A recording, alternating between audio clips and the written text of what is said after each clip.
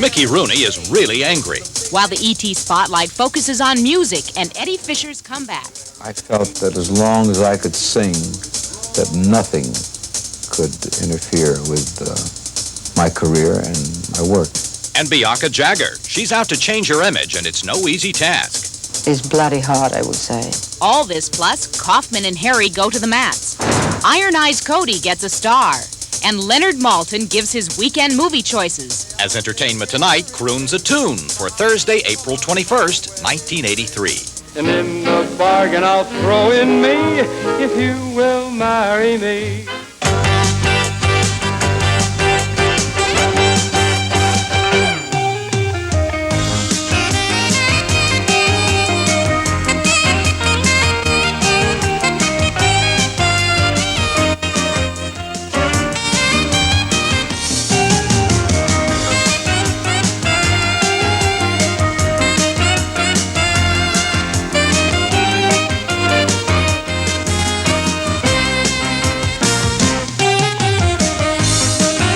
Hello, everyone. Mickey Rooney lashed out at Hollywood superstars and movie studios in the aftermath of a U.S. Supreme Court decision not to review his claim that he and other veteran actors were done out of their fair share of old movie residuals. Rooney's mood at the Oscars last week showed no hint of the anger he now feels at losing his suit against the studios for a financial share in the television rights to his pre-1960 films. Rooney is currently doing Sugar Babies in Texas, where he told us he not only blames the studios, but also the Screen Actors Guild, which negotiated away similar rights for hundreds of actors in 1960 for $2.6 million. And what did they give these people for $2.6 million? The right to show $800 million worth of motion pictures throughout the world. But you try and get a picture for Miss Barbara Streisand today, or Dolly Parton, or Burt Reynolds, or Dustin Hoffman, or any of those people, and you see what you'll pay. But not for my brothers and sisters, and I am ashamed of most of the big names that never came to the fore and never tried to help. The people who opened the door for these fat bellies to make it. On Broadway last night, the actors wrestled through 10 rounds with the decision left up to the critics. Barbara Hauer has a grip on opening night. What's this? Andy Kaufman down on the mat as Blondie's Debbie Harry gives him the final count? Call it strange, but call it Broadway, because this is just one of the sequences in Neck Tany, the Venus Flytrap, a play that takes place entirely in a wrestling ring. Neck Tany is the name of the title character, a female wrestler played on alternate nights by Harry and Caitlin Clark. It's a farcical look at the stages of her life, as seen in the terms of 10 rounds of a wrestling match. Look at her! The nasty little girl! Tansy doesn't love her mommy anymore! The nasty, dirty little girl, she makes me... Wrestling is the only sport that is a theater sport. It combines all of the activities that a play, or the plot lines and all the movements that are essential to good theater, but you have to be an athlete to do it. Is this a good way of getting out all your aggressions? I guess so. I don't know if I have any left. Pretty, and then snap, they gotta hold your fingers.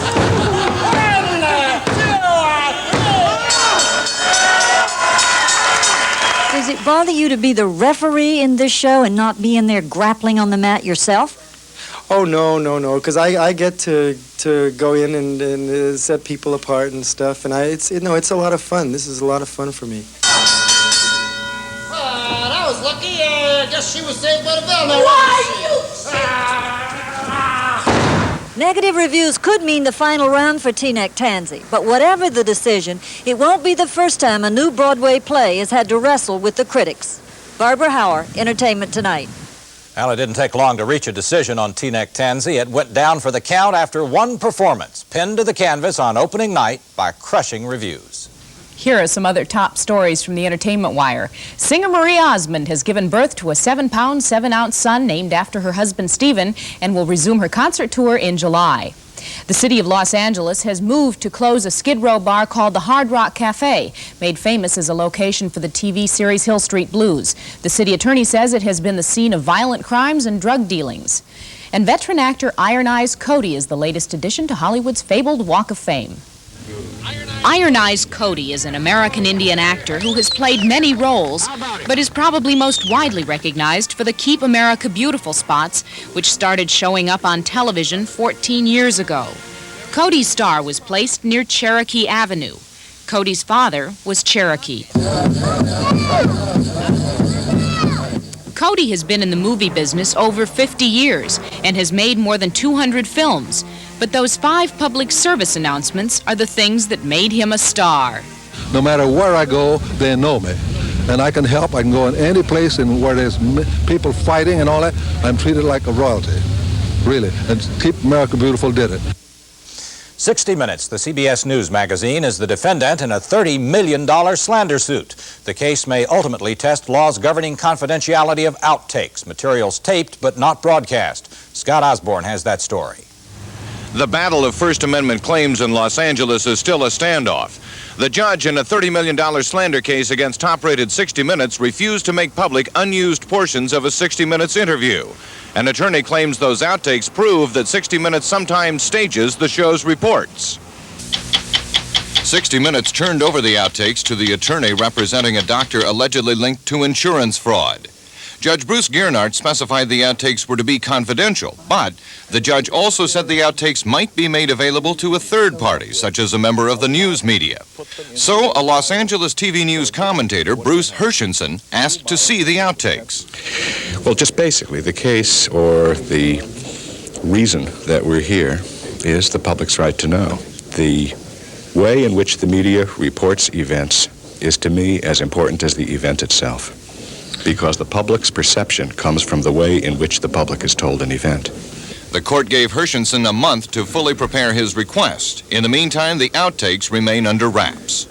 Attorneys for 60 Minutes say they'll take the matter all the way to the Supreme Court before agreeing to make the disputed outtakes public. Scott Osborne reporting for Entertainment Tonight.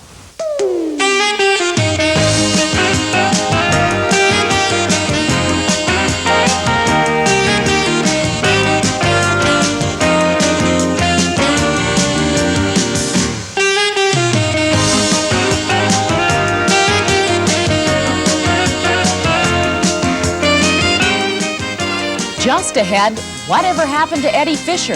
The singer with a big past hopes for a bright future. And Bianca Jagger, she's shedding her party girl image to become an actress and political activist.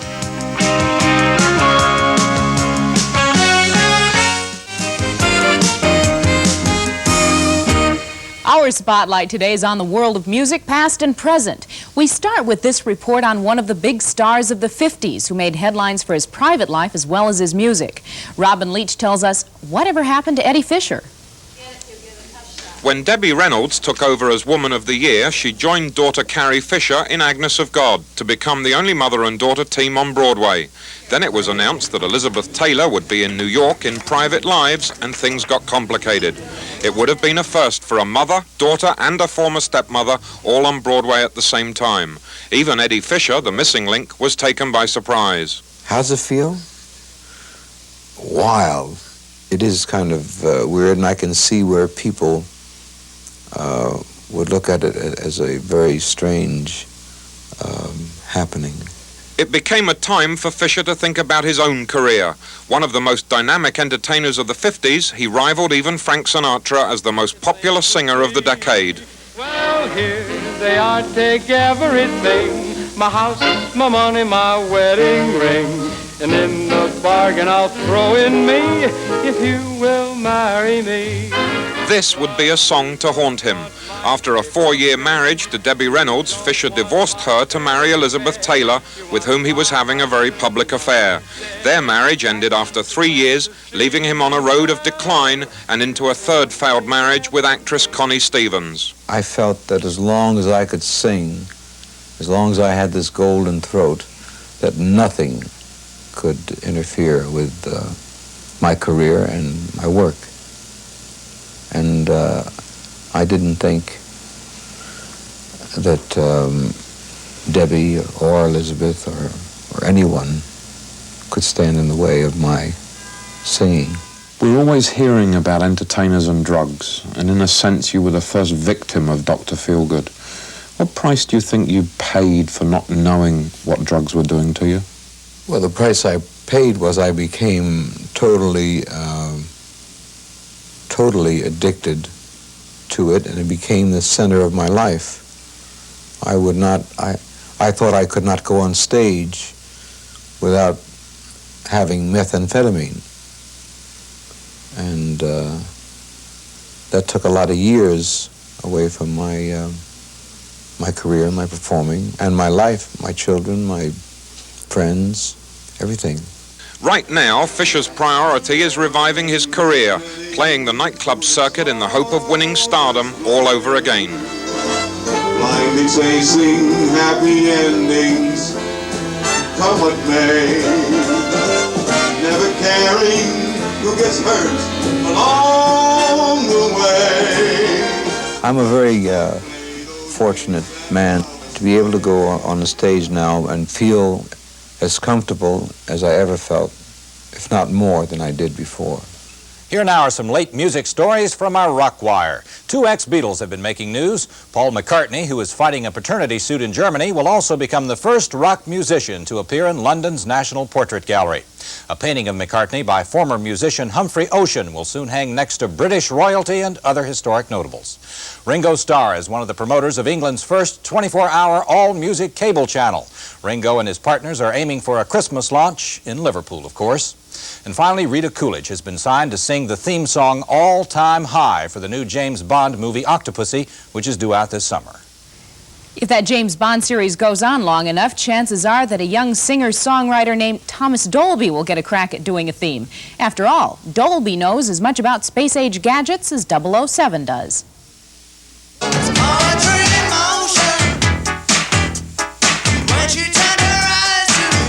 Thomas Dolby is one musician who's comfortable with the new age of technological music, writing songs about submarines, airplanes, and airwaves, and hitting the top 10 with a love song about, of all things, science. She blinded me with science.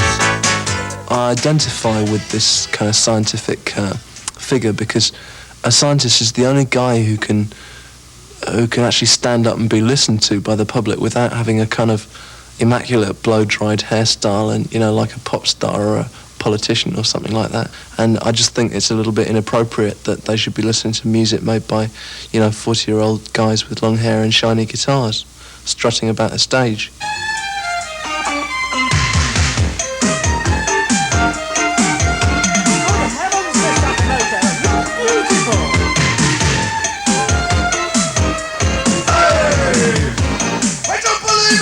I can't feel that the synthesizer is a faddish instrument. I think it's got to be here to stay. If I hear one more time the accusation that synthesizers are cold and heartless, I think I'll go crazy, because it has been proven that if there is soul there in the artist, if there is feeling in what he's doing, it will come through, whether his instrument is a Stradivarius or an Oberheim.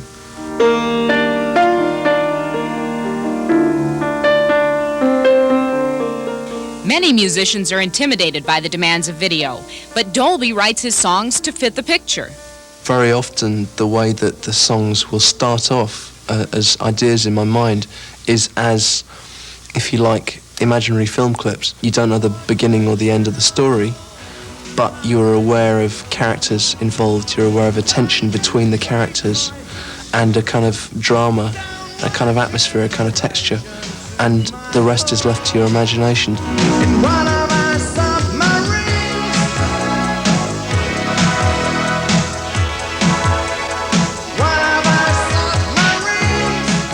It's just that I think that rock and roll is going to take its place as one of the traditional music forms. I think that if the Rolling Stones are doing it when they're 40, why not when they're 60? Why shouldn't there be certain clubs in town where you can go to see a rock and roll band strutting the same old stuff, you know? But I think there is going to be a more state-of-the-art kind of contemporary style of music.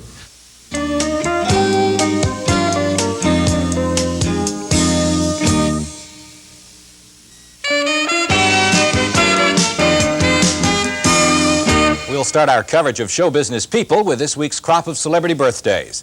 This curly-headed fellow became a star himself and the father of a star. Happy 42nd birthday to Ryan O'Neal, born April 20th. He was set to take on the acting world at 17. Now, 51 years later, Anthony Quinn is on top of it. Happy 68th birthday to Anthony, born today.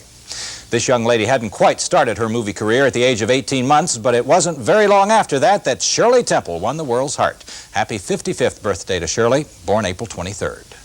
Bianca Jagger is back in the news. Rock star Mick Jagger's ex-wife has a new movie out, and she's also taking an active role in her native country's revolution. Barbara Hauer has this report. She was born Bianca Perez Morena de Macias, but on May 12, 1971, she became just plain Bianca Jagger, the wife of rock superstar Mick Jagger. She traveled the rarefied atmosphere of the jet set and gained a reputation as a party girl. Today, Jagger is paying for that frivolity. How hard is it to change your image? Very hard. It's bloody hard, I would say. Do you think that the press, the media, allows people with a particular image, especially a flamboyant image, ever to change? Yes. You know, they will make you and create you, they will destroy you, and they were allowed maybe to be recreated again. Her recent role in Success, starring Jeff Bridges, is an important step in Jagger's struggle to become known as a talented woman in her own right. When you first went on the set of Success, was there resentfulness from your peers? Sometimes people are right to be resentful, you know, that other people. But in a way, it works both ways, which means if you're famous when you start a career as an actress, then everybody will be waiting for you, you know, to, you know, let's watch and see, you know, and cut her up if she's not good. It was very hard, you know, on the first day of the filming, I had to do that scene where I sat and I had to sit with my legs open. For me, I think, because in some ways, you know, I'm very much of a Catholic girl. And a rebellious Catholic girl. It was a very difficult part to play. I got an unusual request. Unusual requests are extra. If they leave marks, forget it. It may also surprise people that there is a political side to Bianca Jagger. Do you think that we need people from Cuba or Russia to come to Nicaragua or to El Salvador to tell us that we must fight to have democracy? Once again, Jagger chose film to make herself heard, doing the English voiceovers on Target Nicaragua.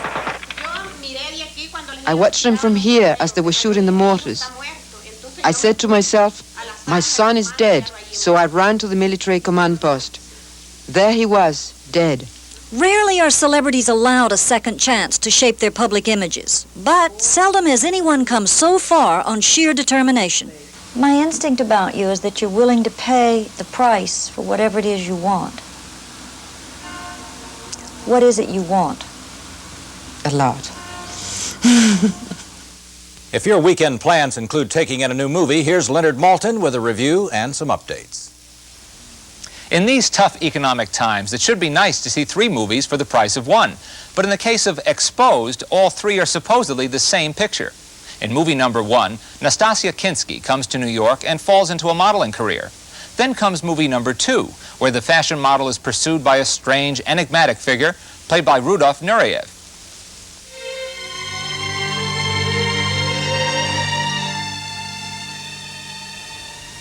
This is what's known as the sexy part, but it doesn't last long because we soon proceed to yet a 3rd story, in which the fashion model goes to Paris and becomes involved with a terrorist. Writer-director James Toback has made 1/3 of a good movie, but once the secondary stories are introduced, it becomes ludicrous. Nureyev's overripe performance invites gales of unintended laughter, while his accent makes Akim Tamirov sound like a diction coach. Harvey Keitel doesn't fare much better as the terrorist. Exposed is not just a misfire, it's an embarrassment, despite a promising start. On our scale of 1 to 10, I'm giving this film a 2. Recapping some other current films, High Road to China is a disappointing action-adventure that gives Tom Selleck his first starring role. It rates a 4. Max Dugan Returns is an extremely pleasant Neil Simon comedy starring Marcia Mason, Jason Robards, and Donald Sutherland. It merits a 7. And Monty Python's The Meaning of Life is a comic assault by Britain's fearless funny men who've got something to offend everyone. It rates an 8. That's our movie wrap-up for this week. I'm Leonard Malton for Entertainment Tonight.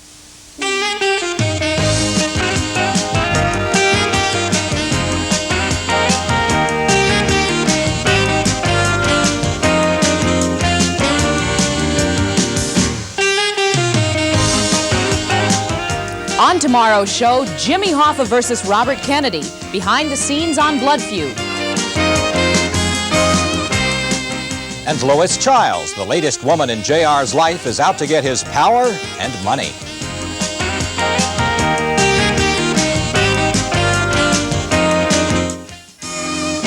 Finally, if you're still smarting from paying your taxes last week, here's a bit of relief. A movie theater in Oakland, California is bringing back the 50-cent weekend matinee. The Grand Lake Theater is showing films like Time Bandits, The Secret of Nim, and classic Walt Disney cartoons on Saturday and Sunday mornings at $50 per head.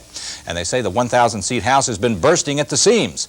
But the best news of all is that the Grand Lakes owners actually say that they can make more money showing old movies at 50 cents a ticket than most newer ones at $5 a head. For one thing, the older flicks have lower rental cost, and with the 50-cent price, people have lots more money to spend on popcorn and candy.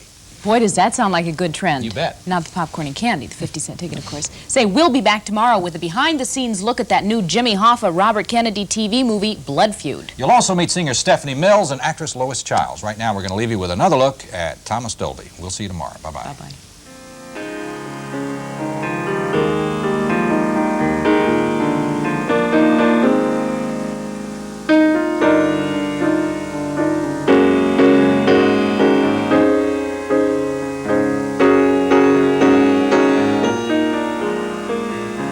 Paul Langton and Leslie Dennison star in tonight's first feature on Theater 13, The Snow Creature, coming up next on ITV.